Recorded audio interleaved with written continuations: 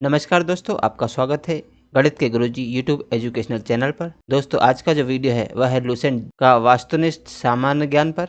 दोस्तों ये लुसेंट की 2023 का न्यू एडिशन का बुक है जिसकी सीरीज हमारे चैनल पर लगातार जारी है। दोस्तों ये काफ़ी महत्वपूर्ण बुक है सभी एक दिवसीय गवर्नमेंट जॉब एग्जाम्स के लिए। दोस्तों इस बुक के बिना किसी भी स्टूडेंट्स की तैयारी अधूरी है, तो आइए दोस्तों हमारे साथ इस बुक को पूरा कीजिए। दोस्तों इसमें अभी हमारा भारतीय इतिहास चल रहा है जिसमें प्राचीन भारत हमने पूरा कर लिया है और मध्यकालीन भारत के भी सभी टॉपिक हमारे समाप्त हो चुके हैं। दोस्तों अब देखेंगे हम आधुनिक भारत के प्रश्नावली। तो आज हमारा जो वीडियो है वह है आधुनिक भारत की प्रश्नावली 19, ब्रिटिश सत्ता का विस्तार बंगाल, मैसूर, पंजाब आदि के संदर्भ में। तो चलिए दोस्तों फिर शुरू करते हैं। दोस्तों इसमें अभी हमारा भारतीय इतिहास चल रहा है जिसमें हमने प्राचीन भारत के सभी टॉपिक पूरे कर लिए हैं। इसके बाद मध्यकालीन भारत के भी सभी टॉपिक हमारे पूरे हो चुके हैं। आज हमारा वीडियो है आधुनिक भारत के ऊपर जिसमें इसकी पहली प्रश्नावली है प्रश्नावली नंबर 19, ब्रिटिश सत्ता का विस्तार बंगाल, मैसूर, पंजाब आदि के संदर्भ में। तो दोस्तों आज यह प्रश्नावली हम करेंगे। तो चलिए दोस्तों फिर शुरू करते हैं। तो दोस्तों आज हम करेंगे प्रश्नावली नंबर 19, ब्रिटिश सत्ता का विस्तार बंगाल, मैसूर, पंजाब आदि के संदर्भ में। तो चलिए दोस्तों फिर शुरू करते हैं। तो दोस्तों पहला प्रश्न है हमारा, सूची 1 को सूची 2 से सुमेलित कीजिए। सूची 1 को सूची 2 के साथ सुमेलित करना है। सूची 1 में कुछ घटनाएं दी गई हैं और सूची 2 में बंगाल के तत्कालीन गवर्नर के नाम दिए हैं। तो दोस्तों ये सभी घटनाएं जो हैं वह बंगाल प्रांत की हैं। तो सबसे पहले है पलासी का युद्ध जो कि 1757 में हुआ था। उस समय बंगाल के तत्कालीन गवर्नर थे रोजर ड्रैक और द्वैध शासन लागू हुआ था 1765 में।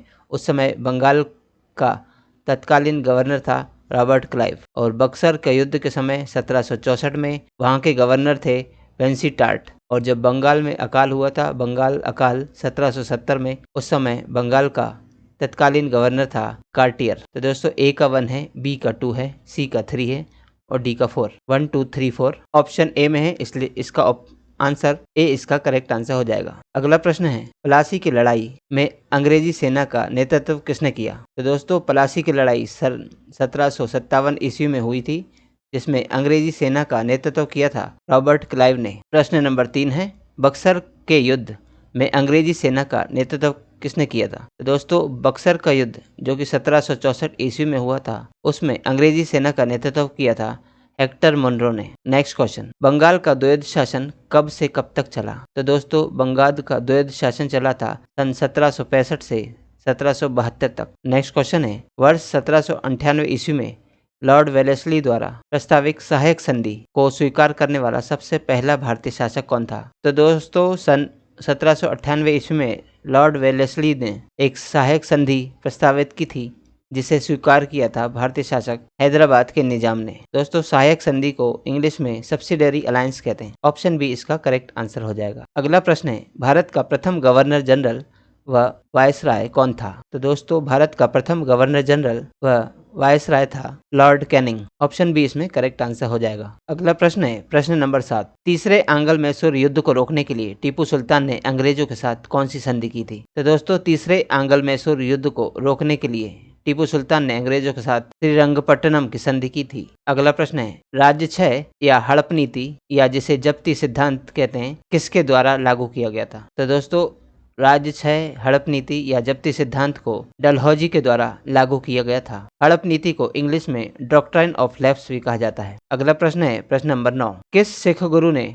फारसी में जफरनामा लिखा था। तो दोस्तों फारसी में जफरनामा लिखा था गुरु गोविंद सिंह जी ने। ऑप्शन सी इसमें करेक्ट आंसर हो जाएगा। प्रश्न नंबर 10वां है भारत में डाक व्यवस्था शुरू करने वाला ब्रिटिश गवर्नर जनरल कौन था। तो दोस्तों भारत में डाक व्यवस्था शुरू करने वाला ब्रिटिश गवर्नर जनरल था लॉर्ड डलहौजी। नेक्स्ट क्वेश्चन है किस सिख गुरु ने गुरु नानक की जीवनी लिखी थी। तो दोस्तों गुरु नानक की जीवनी लिखी थी गुरु अर्जुन देव ने। अगला प्रश्न है सिखों के सैन्य संप्रदाय खालसा पंथ का प्रवर्तन किसने किया था। तो दोस्तों सिखों का सैन्य संप्रदाय जिसका नाम खालसा पंथ था उसका प्रवर्तन किया था गोविंद सिंह, गुरु गोविंद सिंह जी ने। अगला प्रश्न है 1757 में सिराजुद्दौला किसके द्वारा पराजित किया गया। तो दोस्तों सिराजुद्दौला क्लाइव के द्वारा पराजित किया गया था। अगला प्रश्न प्रश्न नंबर 14, निम्नलिखित में से किस किसने लॉर्ड वेलेस्ली के साथ सहायक संधि पर हस्ताक्षर किए थे। तो दोस्तों लॉर्ड वेलेस्ली की सहायक संधि पर हस्ताक्षर करने वाले थे हैदराबाद के निजाम, अवध के नवाब और मैसूर के राजा। तो दोस्तों इसमें 1, 2, 3 यानी ऑप्शन डी इसमें करेक्ट आंसर हो जाएगा। अगला प्रश्न है, निम्नलिखित में से सिख गुरुओं का सही कालक्रम बताना है। तो दोस्तों ये सभी सिख गुरुओं की सूची दी गई है, इसमें बताना है कि सही सिख गुरुओं का कालक्रम क्या है। तो दोस्तों सबसे पहले अमरदास, उसके बाद रामदास, उसके बाद अर्जुन देव और फिर तेग बहादुर। यह सिख गुरुओं का सही कालक्रम है। ऑप्शन डी इसमें करेक्ट आंसर हो जाएगा। अगला प्रश्न है प्रश्न नंबर 16। सुगौली की संधि जो कि 1816 ईस्वी में हुई थी, यह किनके बीच संपन्न हुई। दोस्तों सुगौली की संधि ईस्ट इंडिया कंपनी और नेपाल के बीच में संपन्न हुई थी। नेक्स्ट क्वेश्चन है, टीपू सुल्तान की मृत्यु 1799 ईस्वी में कहां पर हुई थी। दोस्तों टीपू सुल्तान की मृत्यु हुई थी श्रीरंगपट्टनम में। अगला प्रश्न है, हड़प नीति के अंतर्गत कौन से भारतीय राज्य कब्जे में किए गए थे। तो दोस्तों हड़प नीति के अंतर्गत झांसी, नागपुर व सतारा भारतीय राज्य कब्जे में लिए गए थे। अगला प्रश्न है, ठगी प्रथा के उन्मूलन से संबंधित गवर्नर जनरल कौन थे। तो दोस्तों ठगी प्रथा के उन्मूलन से संबंधित गवर्नर जनरल थे Bentinck, Lord Bentinck. Option B इसमें करेक्ट आंसर हो जाएगा। अगला प्रश्न है, वोडेयार कहाँ के शासक थे। दोस्तों वोडेयार जो हैं वह मैसूर रियासत के शासक थे। अगला प्रश्न है, टीपू सुल्तान की राजधानी क्या थी। तो दोस्तों टीपू सुल्तान की राजधानी थी श्रीरंगपट्टनम। अगला प्रश्न है, क्लाइव को बंगाल का गवर्नर कब बनाया गया था। तो दोस्तों क्लाइव को बंगाल का गवर्नर बनाया गया था 1757 ईस्वी में। नेक्स्ट क्वेश्चन है, भारत का प्रथम गवर्नर जनरल कौन था। भारत का प्रथम गवर्नर जनरल था विलियम बेंटिक। अगला प्रश्न है, द्वैध शासन नीति को किसने समाप्त किया। द्वैध शासन नीति को वॉरेन हेस्टिंग्स ने समाप्त किया था। प्रश्न नंबर 25वां है, अंग्रेजों का सर्वाधिक विरोध किसने किया था। तो दोस्तों इनमें से अंग्रेजों का सर्वाधिक विरोध किसने किया था ये बताना है। राजपूतों ने, मुगलों ने, सिखों ने या मराठों ने। तो दोस्तों अंग्रेजों का सर्वाधिक विद्रोह किया था मराठों ने। नेक्स्ट क्वेश्चन है, पलासी का युद्ध का अत्यधिक ऐतिहासिक महत्व था क्योंकि। दोस्तों पलासी का युद्ध 1757 ईस्वी का ऐतिहासिक महत्व इसलिए था क्योंकि इसने बंगाल में ब्रिटिश वर्चस्व के लिए मार्ग प्रशस्त किया और उसके बाद संपूर्ण भारत पर ब्रिटिश नियंत्रण के लिए रास्ता खुल गया। अगला प्रश्न है, ब्रिटिश सरकार भारतीयों को आधुनिक शिक्षा देना चाहती थी, इसमें उनका उद्देश्य क्या था। तो दोस्तों ब्रिटिश सत्ता भारतीयों को आधुनिक शिक्षा देना चाहती थी, इनमें उनका उद्देश्य था कि भारत में अपना राजनीतिक सत्ता की नींव को सुदृढ़ करना। अगला प्रश्न है प्रश्न नंबर 28, प्रशासनिक अव्यवस्था यानी जिसे कुशासन कहते हैं, तो प्रशासनिक अव्यवस्था के आधार पर डलहौजी ने किस राज्य को ब्रिटिश साम्राज्य में मिला लिया था। दोस्तों कुशासन के आधार पर डलहौजी ने अवध राज्य को ब्रिटिश साम्राज्य में मिला लिया था। नेक्स्ट क्वेश्चन है, आदि ग्रंथ किसने संकलित किया था। आदि ग्रंथ को संकलित करने वाले थे गुरु अर्जुन देव। नेक्स्ट क्वेश्चन है, भारत में आधुनिक शिक्षा प्रणाली की नींव किससे पड़ी थी। तो दोस्तों भारत में आधुनिक शिक्षा प्रणाली की नींव पड़ी थी सन 1835 के मैकाले के मिनट से। नेक्स्ट क्वेश्चन है क्वेश्चन नंबर 31, निम्नलिखित का सही काल अनुक्रम क्या होगा। तो दोस्तों यहाँ पे सभी गवर्नर जनरल के नाम दिए हैं, रॉबर्ट क्लाइव, वेंसिटार्ट, वॉरेन हेस्टिंग्स और कर्टियर। इनका सही कालानुक्रम बताना है। तो दोस्तों सबसे पहले रॉबर्ट क्लाइव ने शासन किया, इसके बाद वेंसिटार्ट ने, फिर कर्टियर ने और इसके बाद वॉरेन हेस्टिंग्स ने। तो 1, 2, 4, 3 इसका सही उत्तर होगा। ऑप्शन बी इसका करेक्ट आंसर है। अगला प्रश्न है, भारत में ईस्ट इंडिया कंपनी की सफलता का राज क्या था। तो दोस्तों भारत में ईस्ट इंडिया कंपनी की सफलता का राज था कि भारत में राष्ट्रीय भावना की कमी थी और कंपनी की सेना को पश्चिमी प्रशिक्षण मिला था तथा उसके पास आधुनिक हथियार थे और भारतीय सैनिकों में राष्ट्रीय भावना का अभाव था। तो उपयुक्त तीनों कथन सही है, इसलिए ऑप्शन डी इसमें करेक्ट आंसर हो जाएगा। अगला प्रश्न है, भारत में निम्न वायसरायों में से किसके काल में इंडियन पिनल कोड और सिविल प्रोसीजर कोड और क्रिमिनल प्रोसीजर कोड पारित किए गए। तो दोस्तों यहाँ पे 4 वायसरायों के नाम दिए हैं, इसमें हमें बताना है कि Indian penal code, civil procedure code और क्रिमिनल प्रोसीजर कोड किस वायसराय के काल में पारित किए गए थे। तो दोस्तों ये सभी लॉर्ड कैनिंग के कार्यकाल में पारित किए गए। अगला प्रश्न है, निम्नलिखित में से ब्रिटिश सरकार का वह गवर्नर जनरल कौन था जिसने भारत में डाक टिकट शुरू किए थे। तो दोस्तों भारत में डाक टिकट शुरू करने वाला ब्रिटिश सरकार का वह गवर्नर जनरल था लॉर्ड डलहौजी। अगला प्रश्न है, सती प्रथा का अंत करने तथा ठगी को समाप्त करने का श्रेय किसको जाता है। तो दोस्तों सती प्रथा का अंत करना और ठगी को समाप्त करने का श्रेय जाता है लॉर्ड विलियम बेंटिक को। नेक्स्ट क्वेश्चन है, निम्नलिखित में से अवध के स्वायत्त राज्य का संस्थापक कौन था। तो दोस्तों अवध के स्वायत्त राज्य का संस्थापक था सादत खां या जिसे बुरहान उल मुल्क भी कहते थे। ऑप्शन 20 में करेक्ट आंसर होगा। अगला प्रश्न है, निम्नलिखित में से किसने मीर कासिम तथा शुजाउद्दौला के साथ मिलकर अंग्रेजी ईस्ट इंडिया पर युद्ध घोषित किया और वे बाद में बक्सर के युद्ध में अंग्रेजों से पराजित हुए? तो दोस्तों शाह आलम द्वितीय ने मीर कासिम तथा शुजाउद्दौला के साथ मिलकर अंग्रेजी ईस्ट इंडिया कंपनी पर युद्ध घोषित किया और बाद में बक्सर के युद्ध में वह अंग्रेजों से पराजित हो गए थे। अगला प्रश्न है, ईस्ट इंडिया कंपनी और बंगाल के नवाब के बीच जब पलासी का युद्ध हुआ उस समय मुगल सम्राट कौन था? तो दोस्तों ईस्ट इंडिया कंपनी और बंगाल के नवाब के बीच जब पलासी का युद्ध हुआ था उस समय मुगल सम्राट थे अजीजुद्दीन आलमगीर द्वितीय। अगला प्रश्न है, ईस्ट इंडिया कंपनी के नेतृत्व में रॉबर्ट क्लाइव का उत्तराधिकारी निम्नलिखित में से कौन था? तो दोस्तों ईस्ट इंडिया कंपनी के नेतृत्व में रॉबर्ट क्लाइव का उत्तराधिकारी था हेस्टिंग्स। नेक्स्ट क्वेश्चन है, नवाब सिराजुद्दौला एवं ईस्ट इंडिया कंपनी के बीच संघर्ष का प्रमुख कारण क्या था? दोस्तों नवाब सिराजुद्दौला एवं ईस्ट इंडिया कंपनी के बीच संघर्ष का प्रमुख कारण था कि अंग्रेजों ने व्यापार छूटों का दुरुपयोग किया था। ऑप्शन 20 में करेक्ट आंसर हो जाएगा। अगला प्रश्न है, पलासी के युद्ध में केवल कुछ सरदारों ने सिराजुद्दौला का साथ दिया, वे सरदार कौन थे? तो दोस्तों पलासी के युद्ध में सिराजुद्दौला का साथ देने वाले सरदार थे मोहनलाल और मीर मदान। ऑप्शन सी इसमें करेक्ट आंसर हो जाएगा। नेक्स्ट क्वेश्चन है, काल कोठरी की घटना जिसमें 146 में से 123 लोग एक छोटी कोठरी में बंद कर दिए जाने के कारण मर गए थे, ये कहाँ की घटना थी? तो दोस्तों काल कोठरी की घटना या जिसे ब्लैक होल की घटना कहते हैं, जिसमें 146 में से 123 लोग एक छोटी कोठरी में बंद करने के कारण मर गए थे, यह कलकत्ता की घटना है। अगला प्रश्न है, पलासी के युद्ध के बाद भारत के लिए शाश्वत दुख की काली रात का आरंभ हुआ, ये किस बांग्ला कवि का कथन है? तो दोस्तों बांग्ला कवि नवीन चंद्र सेन ने यह कथन दिया था कि पलासी के युद्ध के बाद भारत के लिए शाश्वत दुख की काली रात का आरंभ हुआ। अगला प्रश्न है, किस इतिहासकार ने 1765 ईस्वी से 1772 ईस्वी तक कंपनी के राज्य को, जब द्वैध शासन का काल था, उसे डाकुओं का राज्य की संज्ञा दी थी? तो दोस्तों उस समय कंपनी के राज्य को, जो कि द्वैध शासन पर आधारित था, डाकुओं की राज्य की संज्ञा दी थी के.एम. पणिक्कर ने। यह द्वैध शासन 1765 से 1772 ईस्वी तक चला। ऑप्शन 20 में करेक्ट आंसर हो जाएगा। अगला प्रश्न है प्रश्न नंबर 45, सुरक्षा प्रकोष्ठ नीति किससे संबंधित थी? सुरक्षा प्रकोष्ठ नीति यानी ring fence policy Warren Hastings से संबंधित थी। नेक्स्ट क्वेश्चन है, इलाहाबाद की संधि जो कि 1765 ईस्वी में हुई थी, इसके बाद रॉबर्ट क्लाइव ने मुर्शिदाबाद का उपदीवान किसे बनाया था? तो दोस्तों इलाहाबाद की संधि के बाद रॉबर्ट क्लाइव ने मोहम्मद रजा खां को मुर्शिदाबाद का उपदीवान बनाया था। नेक्स्ट क्वेश्चन है, निम्नलिखित में से किस भारतीय को रॉबर्ट क्लाइव ने बिहार का नायब दीवान नियुक्त किया? तो दोस्तों रॉबर्ट क्लाइव ने राजा सिताब राय को बिहार का नायब दीवान नियुक्त किया था। अगला प्रश्न है, रणजीत सिंह ने सुप्रसिद्ध कोहिनूर हीरा किससे प्राप्त किया था? तो दोस्तों रणजीत सिंह ने सुप्रसिद्ध कोहिनूर हीरा शाह शुजा से प्राप्त किया था। अगला प्रश्न है, ब्रिटिश जनरल जिसने हैदर अली को पोर्टोनोवा के युद्ध में हराया वह कौन था? तो दोस्तों ब्रिटिश जनरल सर आयरकूट ने हैदर अली को पोर्टोनोवा के युद्ध में हराया था। नेक्स्ट क्वेश्चन है, महाराजा रणजीत सिंह के उत्तराधिकारी कौन थे? महाराजा रणजीत सिंह के उत्तराधिकारी थे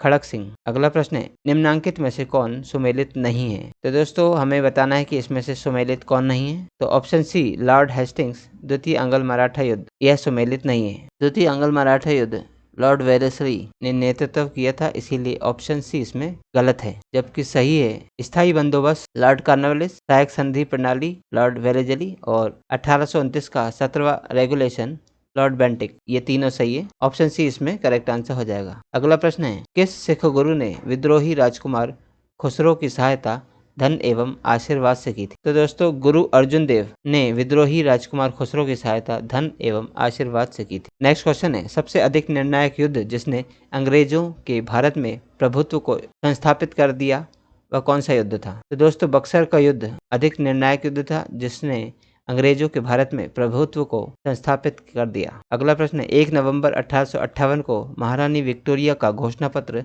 इलाहाबाद में पढ़कर किसने सुनाया था? तो दोस्तों महारानी विक्टोरिया का घोषणा पत्र इलाहाबाद में पढ़कर सुनाया था लॉर्ड कैनिंग ने। नेक्स्ट क्वेश्चन है, रणजीत सिंह किस मिसल से संबंधित थे? तो दोस्तों रणजीत सिंह जो थे वह सुकरचकिया मिसल से संबंधित थे। ऑप्शन ए इसमें करेक्ट आंसर होगा। नेक्स्ट क्वेश्चन है, तथाकथित कुशासन के आधार पर किस गवर्नर जनरल ने मैसूर राज्य के प्रशासन को ले लिया था? तो दोस्तों कुशासन के आधार पर लॉर्ड विलियम बेंटिक ने मैसूर राज्य के प्रशासन को ले लिया था। नेक्स्ट क्वेश्चन है, किसने अपनी राजधानी मुर्शिदाबाद से मुंगेर स्थानांतरित की? तो दोस्तों मीर कासिम ने अपनी राजधानी मुर्शिदाबाद से मुंगेर स्थानांतरित की थी। नेक्स्ट क्वेश्चन है, किसकी समाधि के कारण नांदेड़ गुरुद्वारा सिखों द्वारा पवित्र माना जाता है? तो दोस्तों नांदेड़ गुरुद्वारा सिखों द्वारा पवित्र इसलिए माना जाता है क्योंकि वहां पर गुरु गोविंद सिंह जी की समाधि स्थल है। अगला प्रश्न है प्रश्न नंबर 59। बक्सर का युद्ध जो कि 1764 ईस्वी में हुआ था के समय दिल्ली का शासक कौन था? तो दोस्तों बक्सर के युद्ध के समय दिल्ली का शासक था शाह आलम द्वितीय। नेक्स्ट क्वेश्चन है, टीपू सुल्तान अंग्रेजों के साथ युद्ध में कब मारे गए? दोस्तों टीपू सुल्तान अंग्रेजों के साथ युद्ध लड़ते हुए मारे गए थे 1799 ईस्वी में। अगला प्रश्न है, किसके शासनकाल में ब्लैक होल दुर्घटना घटित हुई थी? तो दोस्तों ब्लैक होल दुर्घटना घटित हुई थी सिराजुद्दौला के शासनकाल में। नेक्स्ट क्वेश्चन है, सिखों के अंतिम गुरु कौन थे? तो सिखों के अंतिम गुरु थे गुरु गोविंद सिंह जो कि 10वें गुरु थे। अगला प्रश्न, निम्नलिखित में से कौन सा युद्ध था जिसने भारत में ब्रिटिश प्रभुत्व को प्रारंभ किया? तो दोस्तों वह युद्ध था पलासी का युद्ध जिससे भारत में ब्रिटिश प्रभुत्व प्रारंभ हो गया। नेक्स्ट क्वेश्चन है, डिंडीगुल किसका नाम है? दोस्तों डिंडीगुल नाम है तमिलनाडु में एक नगर का। अगला प्रश्न है, बंगाल के किस गवर्नर के समय में सरकारी खजाना मुर्शिदाबाद से कलकत्ता स्थानांतरित किया गया था? तो दोस्तों वारेन हेस्टिंग्स बंगाल का गवर्नर था जिसके समय में सरकारी खजाना मुर्शिदाबाद से कलकत्ता स्थानांतरित किया गया था। नेक्स्ट क्वेश्चन है, किस अधिनियम के तहत वारेन हेस्टिंग्स बंगाल के प्रथम गवर्नर जनरल बनाए गए थे? तो दोस्तों 1773 का रेगुलेटिंग एक्ट के तहत वारेन हेस्टिंग्स बंगाल के प्रथम गवर्नर जनरल बनाए गए। नेक्स्ट क्वेश्चन है, किसके समय में कलकत्ता में प्रथम न्यायालय की स्थापना की गई थी? तो दोस्तों कलकत्ता में प्रथम न्यायालय की स्थापना की गई थी वारेन हेस्टिंग्स के समय में। अगला प्रश्न है, बंगाल के किस गवर्नर जनरल के काल में पिट्स इंडिया एक्ट जो कि 1784 में पारित हुआ था वह गवर्नर जनरल कौन था? तो दोस्तों बंगाल के वारेन हेस्टिंग्स गवर्नर जनरल के काल में पिट्स इंडिया एक्ट पारित किया गया था। अगला प्रश्न है, निम्नलिखित में से कौन सा युग में सही सुमेलित है ये बताना है। तो दोस्तों इनमें 1790 से 1792 में तृतीय मैसूर युद्ध हुआ, ये सही है। और 1824-26 में प्रथम आंगल वर्मा युद्ध हुआ, ये भी सही है। बाकी सभी गलत है, तो इसमें ऑप्शन डी 2 और 3 सही आंसर हो जाएगा। नेक्स्ट क्वेश्चन है, सिख गुरुओं से संबंधित निम्नलिखित कथनों पर विचार कीजिए और उपयुक्त कथनों में से कौन सा सही है ये बताना है। तो दोस्तों सिख गुरुओं के संबंध में ये तीनों कथन दिए, इनमें से बताना है कौन सा सही है। तो पहला है, बंदा बहादुर को गुरु तेग बहादुर ने सिखों का सैन्य प्रमुख नियुक्त किया, ये गलत है। गुरु अर्जुन देव सिखों के गुरु रामदास के पश्चात बने थे, ये सही है। गुरु अंगद या जिसे अंगदेव कहते थे, तो गुरु अंगद ने सिखों को उनकी अपनी लिपि गुरुमुखी दी, ये भी सही है। तो दोस्तों ऑप्शन इसमें कथन 2 और 3 सही है, तो ऑप्शन हो जाएगा बी इसमें करेक्ट। अगला प्रश्न है, भारत में ब्रिटिश शासन के दौरान निम्नलिखित राजसी राज्यों यानी प्रिंसली स्टेट पर विचार कीजिए जो ब्रिटिश द्वारा इनके समामेलन यानी विलय का सही कालानुक्रम है। तो दोस्तों सबसे पहले सतारा को ब्रिटिशों ने अपने राज्य में मिला लिया, उसके बाद संभलपुर को और उसके बाद झांसी को। तो ऑप्शन सी इसमें सही आंसर हो जाएगा, सतारा, संभलपुर, झांसी। अगला प्रश्न है, निम्नलिखित भारतीय शासकों में से कौन था जिसने विदेशों में आधुनिक पद्धति से दूतावास स्थापित किए थे? तो दोस्तों टीपू सुल्तान वह भारतीय शासक था जिसने विदेशों में आधुनिक पद्धति से दूतावास स्थापित किए थे। अगला प्रश्न है प्रश्न नंबर 73, ब्रिटिश भारतीय राज्य क्षेत्र का अंतिम प्रमुख विस्तार किसके समय में हुआ था? दोस्तों ब्रिटिश भारतीय राज्य क्षेत्र का अंतिम प्रमुख विस्तार हुआ था डलहौजी के समय में। अगला प्रश्न है, सूची 1 को सूची 2 से सुमेलित कीजिए और सूचियों के नीचे दिए गए कोड का प्रयोग करते हुए सही उत्तर दीजिए। तो दोस्तों सूची 1 में वर्ष दिए हैं और सूची 2 में युद्ध के बारे में बताया गया है। तो दोस्तों 1775 में होने वाला युद्ध था प्रथम आंगल मराठा युद्ध। इसके बाद 1780 में द्वितीय आंगल मैसूर युद्ध हुआ और 1824 में प्रथम आंगल वर्मा युद्ध हुआ और 1838 में प्रथम आंगल अफगान युद्ध हुआ। तो दोस्तों इसमें ए का 3 हो जाएगा, बी का 4, सी का 1 और डी का 2। तो 3, 4, 1, 2 ऑप्शन सी इसमें करेक्ट आंसर हो जाएगा। अगला प्रश्न है, ठगों के दमन में निम्नलिखित में से कौन संबंधित था? तो दोस्तों ठगों के दमन में कर्नल सलीमन संबंधित थे। नेक्स्ट क्वेश्चन है, सूची 1 को सूची 2 के साथ सुमेलित करना है। सूची 1 में उत्तरवर्ती मुगल शासकों के नाम दिए हैं और सूची 2 में उनकी उपाधि या उपनाम दिए गए हैं। तो दोस्तों बहादुर शाह प्रथम जो था उसे शाह ए बेखबर भी कहा जाता था, वह उसका उपनाम था। और फर्रुखियर को मुगल वंश का घृणित कायर भी कहा जाता था। मोहम्मद शाह को रंगीला के उपनाम से बुलाते थे और बहादुर शाह द्वितीय को जफर के उपनाम से भी बुलाया जाता था। तो ए का 1, बी का 2, सी का 3 और डी का 4 है। ऑप्शन इसमें ए करेक्ट हो जाएगा, 1 2 3 4। अगला प्रश्न है, सन 1707 ईस्वी में औरंगजेब की मृत्यु के बाद मोहम्मद मुअज्जम किस नाम से मुगल राज सिंहासन पर बैठा? तो दोस्तों 1707 में जब औरंगजेब की मृत्यु हो गई उसके बाद मोहम्मद मुअज्जम मुगल राज सिंहासन पर बैठा तो उसने अपना नाम बहादुर शाह प्रथम रखा। अगला प्रश्न है, बहादुर शाह प्रथम की मृत्यु के बाद जहांदार शाह मुगल सिंहासन पर आसीन हुआ, वह किसकी सहायता से सम्राट बना? तो दोस्तों बहादुर शाह प्रथम की मृत्यु के बाद जहांदार शाह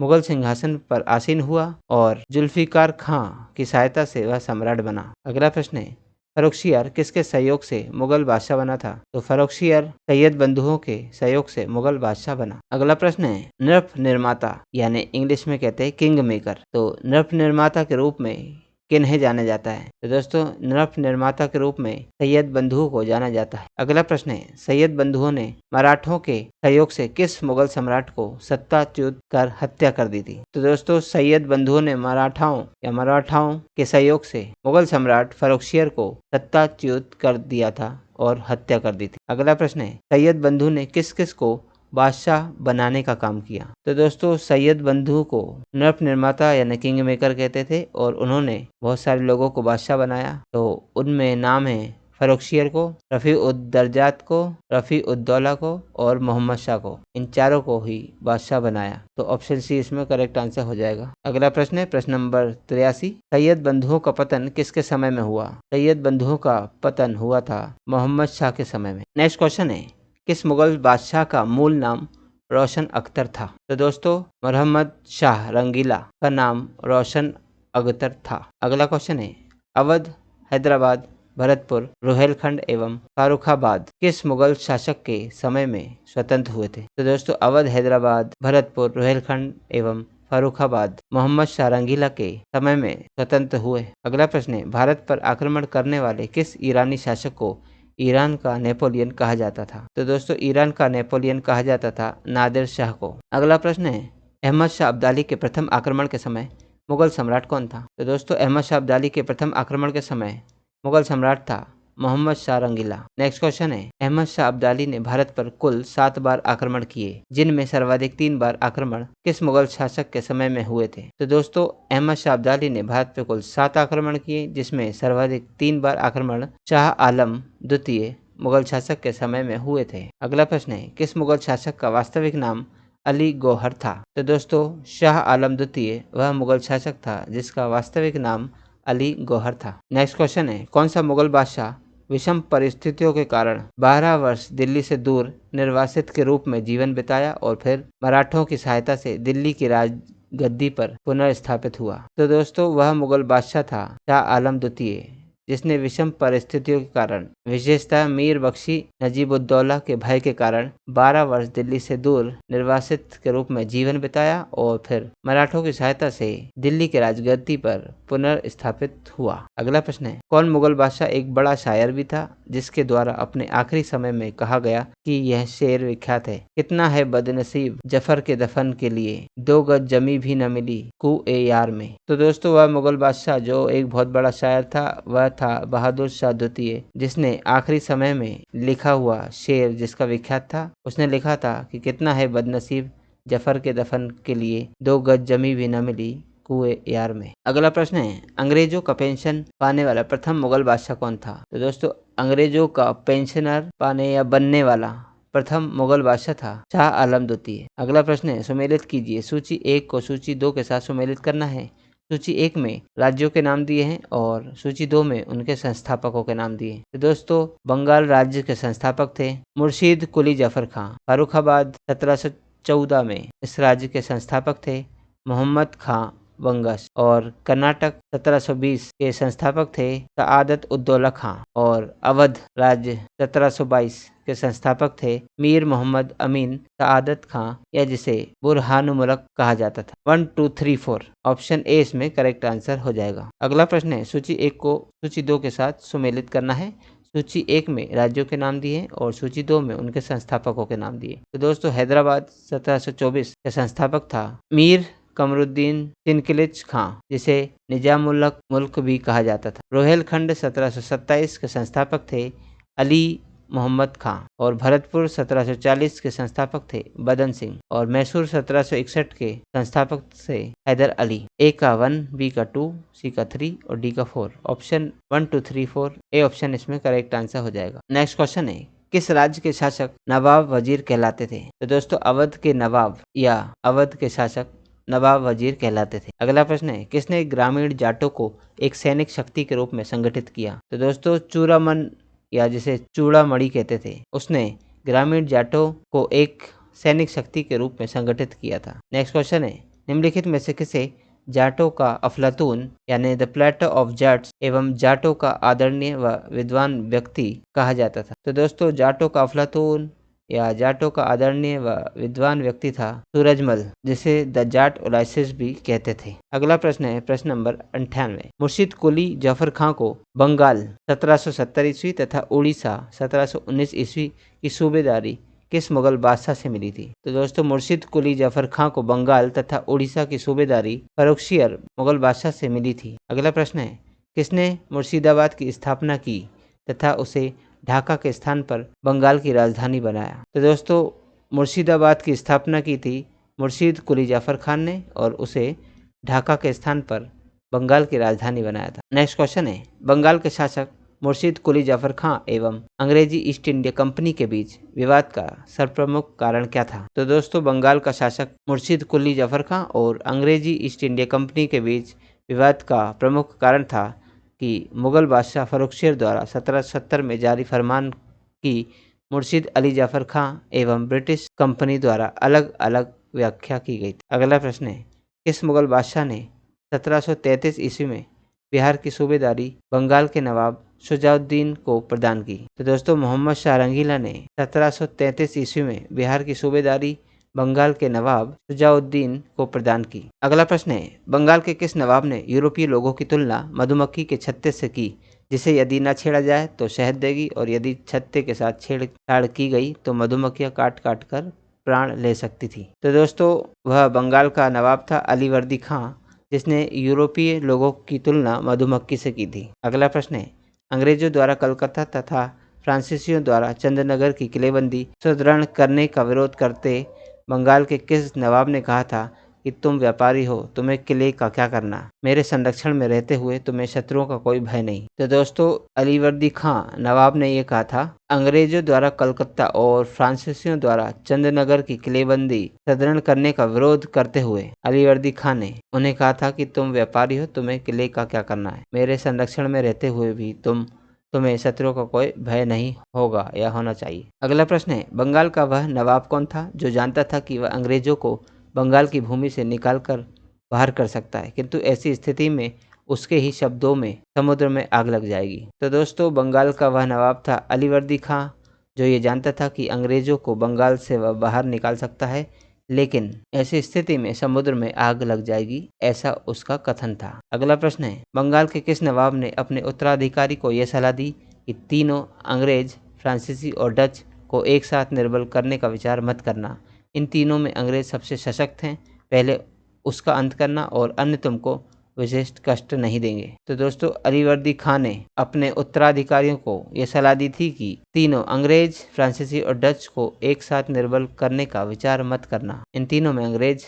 सबसे सशक्त हैं, जिसका पहले अंत करना और अन्य तुमको विशेष कष्ट नहीं देंगे। अगला प्रश्न है, बंगाल के नवाब अलीवर्दी खां का उत्तराधिकारी कौन हुआ? दोस्तों बंगाल के नवाब अलीवर्दी खां का उत्तराधिकारी हुआ था सिराजुद्दौला। अगला प्रश्न है, बंगाल के नवाब सिराजुद्दौला तथा ब्रिटिश कंपनी के बीच विवाद के कौन कौन से कारण थे? तो दोस्तों बंगाल के नवाब सिराजुद्दौला तथा ब्रिटिश कंपनी के बीच विवाद के कारण थे कि अंग्रेजों द्वारा कलकत्ते की किलेबंदी की गई थी और अंग्रेजों द्वारा दस्तक यानी फ्री पास का दुरुपयोग किया गया था और भगोड़े कृष्ण वल्लभ को कलकत्ता में अंग्रेजों द्वारा शरण दी गई थी। तो दोस्तों ये तीनों ही कारण थे, इसलिए ऑप्शन डी इसमें 1 2 3 करेक्ट आंसर हो जाएगा। तो दोस्तों अगला प्रश्न है, सुमेलित कीजिए। सूची 1 को सूची 2 के साथ सुमेलित करना है। दोस्तों सूची 1 में कुछ घटनाएं दी हैं और सूची 2 में उनकी तिथियों के बारे में बताया। तो दोस्तों पहला है, कलकत्ता पर नवाब सिराजुद्दौला द्वारा अधिकार कब हुआ था।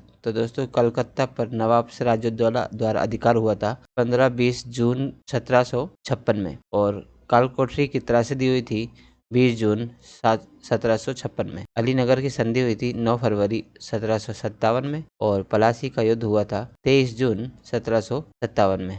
तो दोस्तों ए का 1 है, बी का 2, सी का 3 और डी का 4। 1 2 3 4 ऑप्शन ए है, इसमें करेक्ट आंसर हो जाएगा। अगला प्रश्न है, बंगाल के नवाब मीर जाफर ने कठपुतली मुगल बादशाह शाह आलम द्वितीय से क्लाइव को साबत जंग की उपाधि एवं कुछ क्षेत्रों की जमींदारी दिलाई। क्लाइव का जागीर कहलाने वाले उस क्षेत्र की पहचान करें। दोस्तों प्रश्न कह रहा है कि बंगाल के नवाब थे मीर जाफर, उन्होंने शाह आलम द्वितीय से क्लाइव को साबत जंग की उपाधि यानी युद्धों में अनुभव प्राप्त की उपाधि एवं कुछ क्षेत्रों की जमींदारी दिलाई। तो क्लाइव का जागीर कहलाने वाला उस क्षेत्र की पहचान करना है। तो दोस्तों वह क्षेत्र था 24 परगना। ऑप्शन ए इसमें करेक्ट आंसर हो जाएगा। अगला प्रश्न है, बंगाल के नवाब मीर कासिम ने मुर्शिदाबाद के स्थान पर मुंगेर को राजधानी क्यों बनाया। तो दोस्तों बंगाल के नवाब मीर कासिम ने मुर्शिदाबाद के स्थान पर मुंगेर को राजधानी इसलिए बनाया क्योंकि वह मुर्शिदाबाद के षड्यंत्रमय वातावरण तथा कलकत्ता से दूर रहना चाहता था ताकि अंग्रेजों का हस्तक्षेप न हो। अगला प्रश्न है 111, बंगाल के किस नवाब ने ब्रिटिश कंपनी के गवर्नर को लिखा कि आपके भद्र पुरुष इस प्रकार व्यवहार करते हैं, वे समस्त देश में गड़बड़ी फैलाते हैं, लोगों को लूटते हैं तथा मेरे अधिकारियों का अनादर करते हैं और उन्हें शारीरिक यातना देते हैं। तो दोस्तों वह बंगाल का नवाब था मीर कासिम, जिसने ब्रिटिश कंपनी के गवर्नर को यह लिखा था। अगला प्रश्न है, बंगाल के किस नवाब ने 2 वर्षों के लिए सभी व्यापारियों के लिए समस्त व्यापारिक करों एवं चुंगियों को खत्म कर एक बड़ा असाधारण कदम उठाया था। तो दोस्तों बंगाल का वह नवाब था मीर कासिम, जिसने 2 वर्षों के लिए सभी व्यापारियों के लिए समस्त व्यापारिक करों एवं चुंगियों को खत्म कर दिया था और एक बड़ा असाधारण कदम उठाया। अगला प्रश्न है, क्लाइव एवं मुगल बादशाह शाह आलम द्वितीय के बीच हुए इलाहाबाद की प्रथम संधि जो कि 12 अगस्त 1765 में हुआ था, उसके संदर्भ में इन कथनों पर विचार कीजिए और इन कथनों में से कौन सा कथन सही है हमें ये बताना है। तो दोस्तों क्लाइव और मुगल बादशाह शाह आलम द्वितीय के बीच इलाहाबाद की प्रथम संधि हुई थी, उसमें शाह आलम द्वितीय को कड़ा व इलाहाबाद के जिले दिए गए थे और कंपनी को 26 लाख रुपए सालाना के बदले बंगाल, बिहार एवं उड़ीसा की दीवानी स्थायी रूप से मिली थी और हैदराबाद के उत्तर के जिलों उत्तरी सरकार को अंग्रेजों के जागीर के रूप में मान्यता दी गई। तो दोस्तों ये तीनों सही हैं। ऑप्शन डी इसमें करेक्ट आंसर हो जाएगा। अगला प्रश्न है, इलाहाबाद की द्वितीय संधि 16 अगस्त 1765 में यह किन के बीच हुई थी। तो दोस्तों इलाहाबाद की द्वितीय संधि हुई थी शुजाउद्दौला एवं क्लाइव के बीच में। नेक्स्ट क्वेश्चन है, कर्नल क्लाइव का गधा या कर्नल क्लाइव का सीआर की संज्ञा किसे दी गई थी। दोस्तों कर्नल क्लाइव का गधा या कर्नल क्लाइव का सीआर की संज्ञा मीर जाफर को दी गई थी। अगला प्रश्न है, कलकत्ता की सुप्रीम कोर्ट के एक न्यायाधीश ने बंगाल के किस नवाब को भूसे से भरे एक बेताल यानी फैंटम के रूप में उल्लेखित किया। तो दोस्तों कलकत्ता के सुप्रीम कोर्ट के एक न्यायाधीश ने बंगाल के मुबारकुद्दौला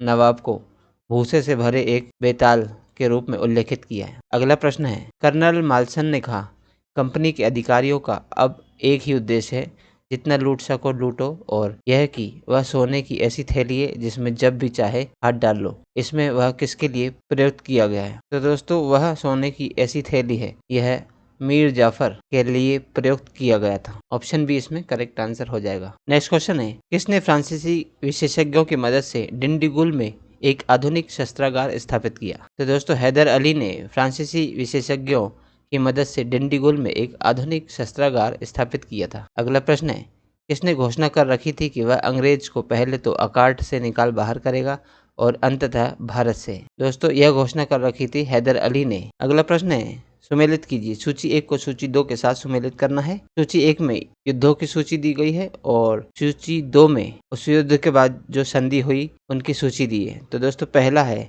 प्रथम आंग्ल मैसूर युद्ध 1767-69 में मद्रास की संधि हुई। द्वितीय आंग्ल मैसूर युद्ध में 1780 से 84 के बीच मंगलौर की संधि हुई। और तृतीय आंग्ल मैसूर युद्ध 1790 से 92 में श्रीरंगपट्टनम की संधि हुई। तो दोस्तों ए का 1 है, बी का 2 है, सी का 3 है। ऑप्शन ए इसमें करेक्ट आंसर हो जाएगा। अगला प्रश्न है, सूची 1 को सूची 2 से सुमेलित कीजिए। सूची 1 में युद्ध की सूची दी है और सूची 2 में उस युद्ध में अंग्रेजी सेना का नेतृत्व किसने किया था उनके नाम दिए हैं। तो दोस्तों पहला है प्रथम आंग्ल मैसूर युद्ध, इसमें अंग्रेजी सेना का नेतृत्व किया था जनरल स्मिथ ने। और द्वितीय आंग्ल मैसूर युद्ध में अंग्रेजी सेना का नेतृत्व किया जनरल आयरकुट ने। और तृतीय आंग्ल मैसूर युद्ध में अंग्रेजी सेना का नेतृत्व किया था मेजर जनरल मेडोज ने। और चतुर्थ आंग्ल मैसूर युद्ध में अंग्रेजी सेना का नेतृत्व किया है जनरल स्टुअर्ट ने। तो दोस्तों ए का 1 है, बी का 2, सी का 3, डी का 4। ऑप्शन ए 1, 2, 3, 4 आंसर इसमें करेक्ट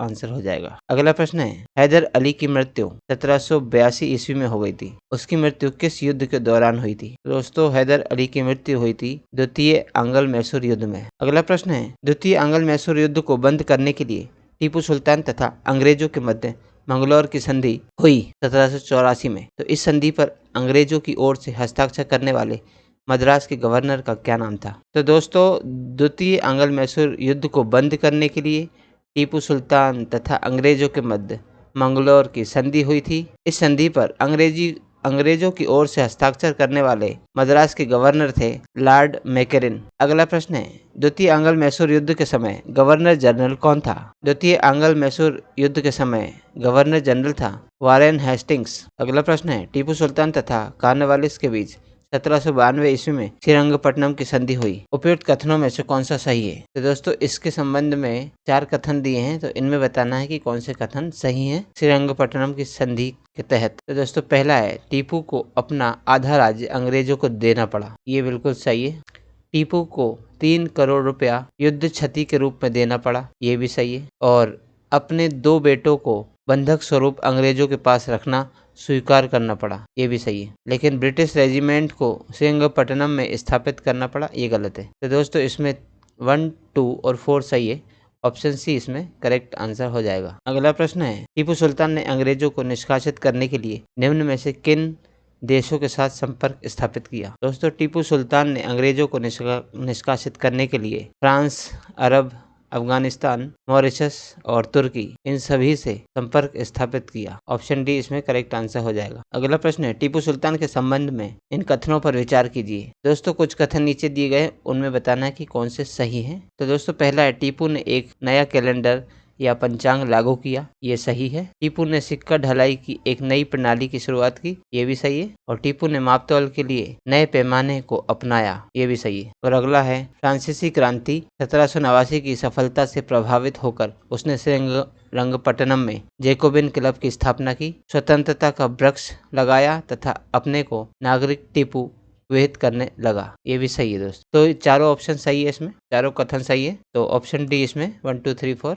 सभी सही। ऑप्शन डी करेक्ट आंसर हो जाएगा। अगला प्रश्न है, तृतीय आंग्ल मैसूर युद्ध के दौरान टीपू के विरुद्ध चतुर्पक्षीय संयुक्त मोर्चे में कौन शामिल थे? तो दोस्तों तृतीय आंग्ल मैसूर युद्ध के दौरान टीपू सुल्तान के विरुद्ध चतुर्पक्षीय संयुक्त मोर्चे में शामिल थे त्रावणकोर, निजाम, मराठा एवं अंग्रेज। ऑप्शन ए इसमें करेक्ट आंसर हो जाएगा। अगला प्रश्न है, चतुर्थ आंग्ल मैसूर युद्ध 1799 ईस्वी के संबंध में इन कथनों पर विचार कीजिए और इन कथनों में से कौन सा सही है हमें ये बताना है। तो दोस्तों पहला है, इस युद्ध के दौरान टीपू सुल्तान की मृत्यु हो गई थी। ये बिल्कुल सही है। इस युद्ध में अंग्रेजों की पूर्ण विजय हुई और मैसूर के अधिकांश प्रदेशों को अंग्रेजी राज्य में विलय करा लिया गया। बिल्कुल सही है। तीसरा है, वोडेयार वंश के एक बालक कृष्णराज द्वितीय को राजगद्दी पर बिठाकर मैसूर राज्य पर सहायक संधि लाद दी गई। ये भी सही है। तो दोस्तों इसमें तीनों कथन सही है। ऑप्शन डी इसमें करेक्ट आंसर हो जाएगा, सभी सही। अगला प्रश्न है, किसने कहा था कि मैं अंग्रेजों के स्थल साधनों को तो समाप्त कर सकता हूँ परंतु समुद्र को नहीं सुखा सकता? दोस्तों ये कहा था टीपू सुल्तान ने। क्या कहा था? कि मैं अंग्रेजों के स्थल साधनों को तो समाप्त कर सकता हूँ परंतु समुद्र को नहीं सुखा सकता। अगला प्रश्न है, किसकी अत्यंत प्रिय उक्ति थी कि भेड़ की तरह एक लंबी जिंदगी जीने से कहीं बेहतर है शेर की तरह एक दिन जीना? तो दोस्तों यह अत्यंत प्रिय उक्ति थी टीपू सुल्तान की कि भेड़ की तरह एक लंबी जिंदगी जीने से कहीं बेहतर है शेर की तरह एक दिन जीना। अगला प्रश्न है, निम्नलिखित कथनों पर विचार कीजिए और इन कथनों में से कौन से कथन सही है, हमें ये बताना है। तो दोस्तों पहला है, सिखों के प्रथम गुरु गुरु नानक देव 1469 से 1538 मुगल बादशाह बाबर के समकालीन थे और उनका जन्म स्थान तलवंडी या पाकिस्तान के ननकाना में हुआ था। बिल्कुल सही है। अगला है, सिखों के दूसरे गुरु अंगद देव का मूल नाम लहणा था। यह भी बिल्कुल सही है। अकबर ने सिखों के चौथे गुरु रामदास को 500 बीघा जमीन दान में दिया, जिस पर उन्होंने अमृतसर नामक तालाब बनवाया। ये भी सही है। अगला है, सिखों के पांचवें गुरु गुरु अर्जुन देव ने अमृतसर में हरमिंदर साहिब, जो अब स्वर्ण मंदिर के नाम से प्रसिद्ध है, की नींव रखी थी और गुरु की गद्दी पर वंशानुगत उत्तराधिकार का प्रचलन किया तथा शहजादा खुसरो की मदद कर गुरुओं द्वारा पहली बार राजनीतिक मामलों में रुचि दिखाई। ये भी सही है। तो दोस्तों इसमें चारों सही है, सभी कथन सही हैं, तो ऑप्शन डी इसमें करेक्ट हो जाएगा, इनमें से सभी सही। अगला प्रश्न है, किस सिख गुरु ने प्रत्येक सिख से दशांश धार्मिक कर वसूल करना आरंभ किया एवं साधु वेश त्याग कर राजसी वस्त्र पहनना आरंभ किया? तो दोस्तों वे सिख गुरु थे अर्जुन देव, जिन्होंने प्रत्येक सिख से दशांश धार्मिक कर वसूल करना आरंभ किया और साधु वेश त्याग कर राजसी वस्त्र पहनना आरंभ किया। अगला प्रश्न है, निम्नलिखित में से किस पद्धति का प्रयोग वेलेस्ली ने अपने राजनीतिक उद्देश्यों को प्राप्त करने के लिए नहीं किया था? तो दोस्तों वेलेस्ली ने धोखेबाजी नहीं करी अपने राजनीतिक उद्देश्यों को प्राप्त करने के लिए, जबकि सहायक संधि, समामेलन और युद्ध की नीति उसने अपनाई थी। ऑप्शन डी इसमें करेक्ट आंसर होगा। अगला प्रश्न है, निम्नलिखित में से कौन कौन से कथन सही है? दोस्तों यहाँ 4 कथन दिए हैं, इनमें बताना है कौन से सही हैं। तो दोस्तों पहला है, सिखों के छठे गुरु गुरु हरगोविंद ने अकाल तख्त यानी स्वर्ण मंदिर के विपरीत दिशा में जो है उसकी स्थापना की और अमृतसर की किलेबंदी की एवं सिखों को लड़ाकू बनाया। ये बिल्कुल सही है। हरगोविंद को अपने जीवन के अंतिम समय कश्मीर की पहाड़ियों में कीरतपुर में बिताने पड़े और वहीं उनकी मृत्यु हो गई। ये भी सही है। सिखों के नवे गुरु गुरु तेग बहादुर का मूल नाम त्यागमल था तथा उन्होंने सच्चा पादशाह की उपाधि धारण की थी। ये भी सही है। और चौथा कथन है, मुगल बादशाह औरंगजेब ने तेग बहादुर की हत्या करवाई थी और उनके शहीद स्थल पर शीशगंज गुरुद्वारा दिल्ली में बनाया गया। ये भी सही है दोस्तों। तो ऑप्शन डी 1 2 3 4 1 2 3 4 सभी कथन सही है। ऑप्शन डी इसमें करेक्ट आंसर हो जाएगा। अगला प्रश्न है, किस सिख गुरु ने कहा था कि सर दाद सिर्रे न दाद, जिसका अर्थ है मैंने सिर कटवा दिया लेकिन अपना रहस्य नहीं बताया? तो दोस्तों वह सिख गुरु थे गुरु तेग बहादुर, जिन्होंने कहा था सर दाद सिर्रे न दाद, यानी मैंने सिर कटवा लिया लेकिन अपना रहस्य नहीं बताया। अगला प्रश्न है, किस सिख गुरु को बाकला दा बाबा यानी बाकला के बाबा कहा जाता है? तो दोस्तों गुरु तेग बहादुर जी को बाकला दा बाबा यानी बाकला के बाबा कहा जाता है। अगला प्रश्न है, सिखों के 10वें एवं अंतिम गुरु गुरु गोविंद सिंह के संबंध में क्या सही है? तो दोस्तों सिखों के 10वें और अंतिम गुरु थे गुरु गोविंद सिंह, उनके बारे में ये 4 कथन दिए, तो हमें बताना है कि इनमें कौन कौन से सही हैं। तो दोस्तों पहला है, उन्होंने बचपन के 9 वर्ष पटना में बिताए। ये सही है। मखोवल आनंदपुर में उन्हें गुरु निर्वाचित किया गया। ये भी सही है। उन्होंने 1699 ईस्वी में खालसा का आदेश जारी किया। खालसा का आदेश मतलब सिखों के लिए बनाए गए नियमों का जारी किया। ये भी सही है। और उन्होंने पाहुल प्रथा का आरंभ किया। दोस्तों पाहुल प्रथा होती है जाति बंधन तोड़ने हेतु एक ही कटोरे में सामूहिक अमृतपान एवं प्रसाद ग्रहण करने की प्रथा। तो दोस्तों ने पाहुल प्रथा का आरंभ किया। ये भी सही है। तो दोस्तों चारों कथन सही है।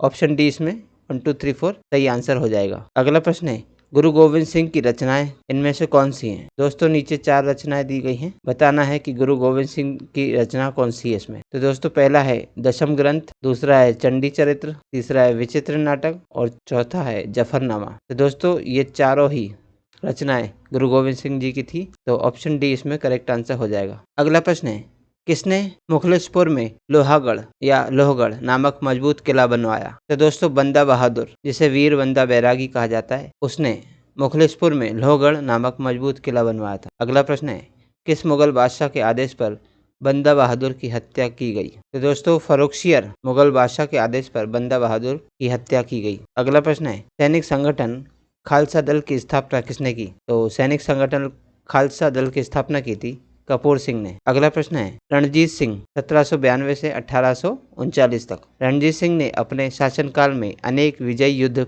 लड़े। उनके द्वारा विजित स्थानों को काल क्रम अनुसार सजाइए। तो दोस्तों रणजीत सिंह के द्वारा विजय युद्ध को यहाँ पे कालक्रम अनुसार हमें बताना है। तो दोस्तों सबसे पहले उन्होंने लाहौर जीता, फिर अमृतसर, फिर कांगड़ा और फिर कश्मीर। तो 1 2 3 4 ये चारों ही उन्होंने जीते हैं और वो भी क्रम से 1 2 3 4 लाहौर, अमृतसर, कांगड़ा और कश्मीर।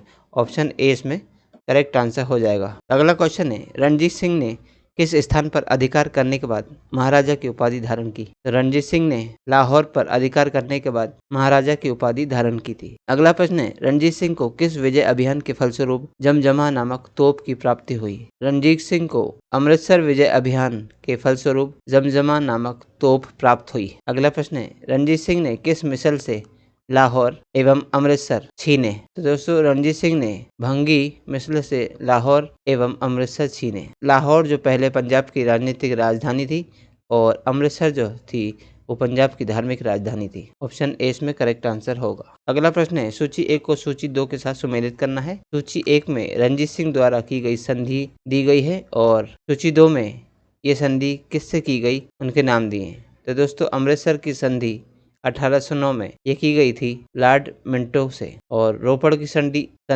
1831 में ये की गई थी विलियम बेंटिक से और त्रिपक्षीय संधि 1836 में ये की गई थी लॉर्ड ऑकलैंड व शाह शुजा के साथ। तो दोस्तों ए का 1 है, बी का 2 है, सी का 3 है। ऑप्शन ए इसमें करेक्ट आंसर हो जाएगा। अगला प्रश्न है, रणजीत सिंह एवं अंग्रेजों के बीच हुए अमृतसर की संधि में किस नदी के दोनों के राज्य क्षेत्रों के बीच की सीमा निर्धारित की गई? तो दोस्तों रणजीत सिंह और अंग्रेजों के बीच जो अमृतसर की संधि हुई 1809 ईस्वी में, उसमें नदी के दोनों राज्य क्षेत्रों के बीच सीमा निर्धारित की गई और वह नदी थी सतलज नदी। अगला प्रश्न है, रणजीत सिंह ने अपने राज्य प्रशासन विशेषतः सैन्य प्रशासन में विभिन्न विदेशियों को भर्ती किया, जिनमें इन चारों में से कौन शामिल थे? तो दोस्तों रणजीत सिंह ने अपने सैन्य प्रशासन में जिन विदेशियों को भर्ती किया उनके नाम है वंतूरा, आलार्ड, कोर्ट एवं गार्डनर और एविटेबल। तो दोस्तों इन चारों ही को उन्होंने अपने राज्य प्रशासन विशेषतः सैन्य प्रशासन में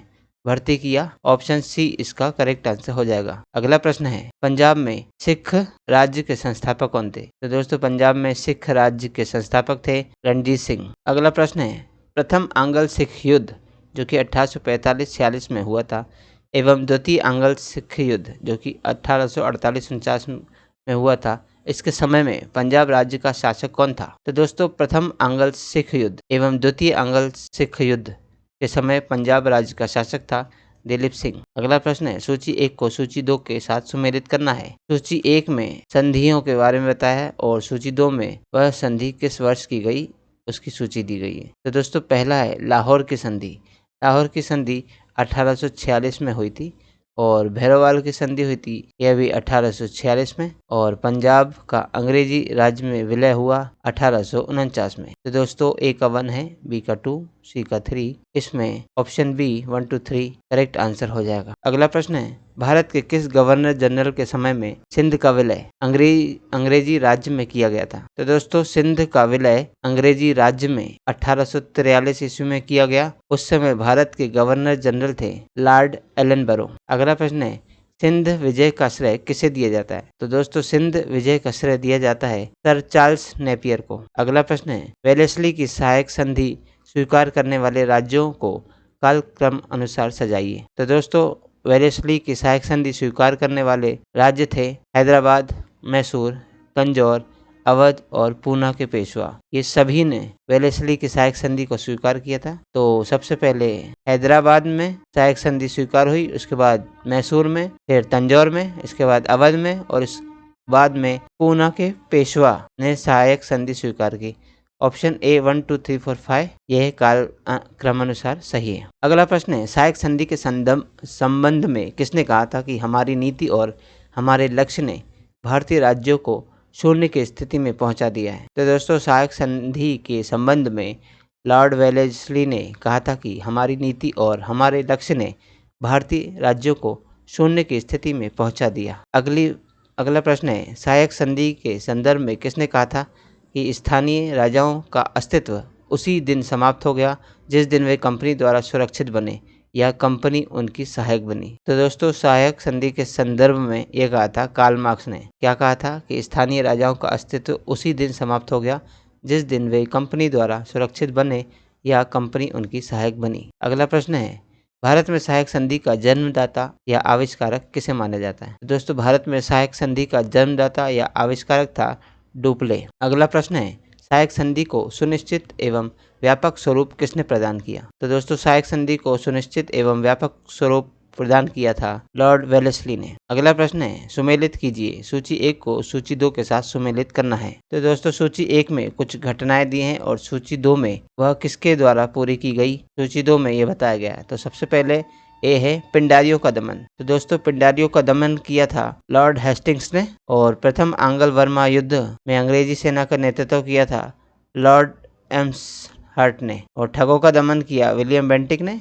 और मैकाले की शिक्षा नीति को प्रस्तावित किया विलियम बेंटिक ने। तो दोस्तों, ए का 1 है, बी का 2, सी का 3 और डी का 4, इसीलिए ऑप्शन ए इसका करेक्ट आंसर हो जाएगा। अगला प्रश्न है, सूची 1 को सूची 2 से सुमेलित करना है। सूची 1 में कुछ घटनाएं दी हैं और सूची 2 में यह किसके द्वारा पूर्ण की गई उनके नाम दिए हैं। तो दोस्तों, सबसे पहला है, समाचार पत्रों पर प्रतिबंध समाप्त किसने किया? तो दोस्तों, समाचार पत्रों पर प्रतिबंध समाप्त किया था चार्ल्स मेटकॉफ ने। चार्ल्स मेटकॉफ ने समाचार पत्रों पर प्रतिबंध समाप्त किया। और प्रथम आंग्ल अफगान युद्ध में अंग्रेजी सेना का नेतृत्व किया था लॉर्ड ऑकलैंड ने। और प्रथम आंग्ल सिख युद्ध में अंग्रेजी सेना का नेतृत्व किया था लॉर्ड हार्डिंग ने। और हिंदू विवाह पुनर्विवाह एक्ट यह लागू किया था लॉर्ड डलहौजी ने। तो दोस्तों, ए का है 4, बी का है 2, सी का है 3 और डी का है 1। तो 4 2 3 1 ऑप्शन बी इसमें करेक्ट आंसर हो जाएगा। अगला प्रश्न है, गोद प्रथा पर प्रतिबंध लगाने वाला गवर्नर जनरल कौन था? तो दोस्तों, गोद प्रथा पर प्रतिबंध लगाने वाला गवर्नर जनरल था लॉर्ड डलहौजी। अगला प्रश्न है, डलहौजी के जब्ती के सिद्धांत गोद प्रथा पर प्रतिबंध के शिकार होने वाले राज्यों का कालक्रमानुसार सजाइए। तो दोस्तों, डलहौजी की जब्ती का सिद्धांत गोद प्रथा पर प्रतिबंध के शिकार होने वाले राज्यों को कालक्रम अनुसार हमको सजाना है। इसमें सबसे पहले जो है वह इसके शिकार बने सतारा, उसके बाद संबलपुर और जैतपुर, उसके बाद बाघाट, उसके बाद उदयपुर, फिर झांसी और फिर नागपुर। तो दोस्तों, 1 2 3 4 5 6 ये क्रम सही है। ऑप्शन ए इसमें करेक्ट आंसर हो जाएगा। अगला प्रश्न है, सूची 1 को सूची 2 के साथ सुमेलित करना है। सूची 1 में घटनाएं दी हैं और सूची 2 में उनकी अवधि या वर्ष दिया गया है। तो दोस्तों, पहला है सुगौली की संधि। सुगौली की संधि हुई थी 1816 में। और प्रथम आंग्ल बर्मा युद्ध हुआ था 1824 से 1826 तक। और द्वितीय आंग्ल बर्मा युद्ध हुआ 1892 में, माफ कीजिएगा 1852 में। और तृतीय आंग्ल बर्मा युद्ध हुआ 1885 से 86 में। तो दोस्तों, ए का है 1, बी का है 2, सी का है 3 और डी का है 4। तो 1 2 3 4 ऑप्शन बी इसमें करेक्ट आंसर हो जाएगा। अगला प्रश्न है, निम्नलिखित कथनों पर विचार कीजिए और उपर्युक्त कथनों में से कौन सा सही है हमें ये बताना है। तो दोस्तों, 2 कथन दिए, इसमें से सही कौन सा है हमें बताना है। सबसे पहला है, रॉबर्ट क्लाइव बंगाल के प्रथम गवर्नर जनरल था। नहीं, ये गलत है। विलियम बेंटिक भारत के प्रथम गवर्नर जनरल थे। ये बिल्कुल सही है। दोस्तों, इसमें केवल दूसरा सही है, यानी ऑप्शन बी इसमें करेक्ट आंसर हो जाएगा। अगला प्रश्न है, पंजाब के राजा रणजीत सिंह की राजधानी कहाँ थी? तो दोस्तों, पंजाब के राजा रणजीत सिंह की राजधानी थी लाहौर में। अगला प्रश्न है, निम्नलिखित में से कौन सा एक दिल्ली में नादिर शाह के सैन्य अभियान की सफलता के लिए संभव कारण नहीं था? तो दोस्तों, नादिर शाह द्वारा दिल्ली में सैन्य अभियान चलाया गया, उसमें सफलता के कौन से संभव कारण नहीं थे ये बताना है। तो दोस्तों, संभव कारण कौन सा नहीं था कि आक्रमण सेना द्वारा बेहतर सैन्य प्रौद्योगिकी का प्रयोग करना। ऑप्शन डी इसमें करेक्ट आंसर होगा। अगला प्रश्न है, केरल का राजा मार्तंड वर्मा के बारे में निम्नलिखित में से कौन सा एक सत्य नहीं है? तो दोस्तों, केरल के राजा मार्तंड वर्मा के बारे में जो सत्य नहीं है वह है कि उसने शांति बनाए रखने के लिए यूरोपीय अधिकारियों को भारी रिश्वत दी। ये गलत है, लेकिन इसमें सत्य नहीं बताना, इसलिए ऑप्शन सी इसमें करेक्ट होगा। बाकी जो ऑप्शन है केरल के राजा मार्तंड वर्मा के बारे में जो कथन है वह सही है। कौन से हैं? उसमें पहला है, उसने त्रावणकोर पर शासन किया, बिल्कुल सही है। और उसने सामंतों का दमन किया, ये भी सही है। और उसने मजबूत एवं आधुनिक सेना संगठित की। तो गलत है, ऑप्शन सी इसका करेक्ट आंसर होगा। अगला प्रश्न है दोस्तों, 18वीं शताब्दी के मध्य इंग्लिश ईस्ट इंडिया कंपनी के द्वारा बंगाल से निर्यातित प्रमुख कच्चा माल क्या थे? कच्चा माल यानी स्टेपल, जिसे इंग्लिश में स्टेपल कहा करते थे। तो दोस्तों, 18वीं शताब्दी के मध्य इंग्लिश ईस्ट इंडिया कंपनी के द्वारा बंगाल से निर्यातित यानी बंगाल से वह बाहर भेजा करते थे, वह कच्चा माल कौन सा था ये बताना है। तो दोस्तों वह था कपास, रेशम, चौरा और अफीम। ऑप्शन डी इसमें करेक्ट आंसर होगा। अगला प्रश्न है, प्रथम आंग्ल मैसूर युद्ध जो कि 1767 से 1769 तक चला था, प्रथम आंग्ल मैसूर युद्ध में कौन विजयी हुआ? तो दोस्तों प्रथम आंग्ल मैसूर युद्ध में हैदर अली विजयी हुआ था। अगला प्रश्न है, प्लासी का युद्ध 1757 के समय बंगाल का नवाब कौन था? तो दोस्तों प्लासी के युद्ध के समय बंगाल का नवाब था सिराजुद्दौला। ऑप्शन सी इसमें करेक्ट आंसर होगा। दोस्तों आज की इस प्रश्नावली में कुल 171 प्रश्न थे जो अब पूरे हो चुके हैं। आज का वीडियो यहीं समाप्त होता है। दोस्तों यदि आज की वीडियो का आपको PDF प्राप्त करना चाहते हैं तो आप हमारे टेलीग्राम चैनल को ज्वाइन कर सकते हैं। टेलीग्राम चैनल को ज्वाइन करने के लिए नीचे दिए गए नंबर पर आप संपर्क कर सकते हैं, जिससे भविष्य में आप सभी वीडियोस के PDF डाउनलोड कर सकेंगे। दोस्तों यदि आप चैनल पर नए हैं तो चैनल को सब्सक्राइब कर लीजिए, वीडियो को लाइक कीजिए और इसे शेयर भी कीजिए। दोस्तों मिलते हैं अब अगले वीडियो में अगली प्रश्नावली के साथ। तब तक के लिए नमस्कार।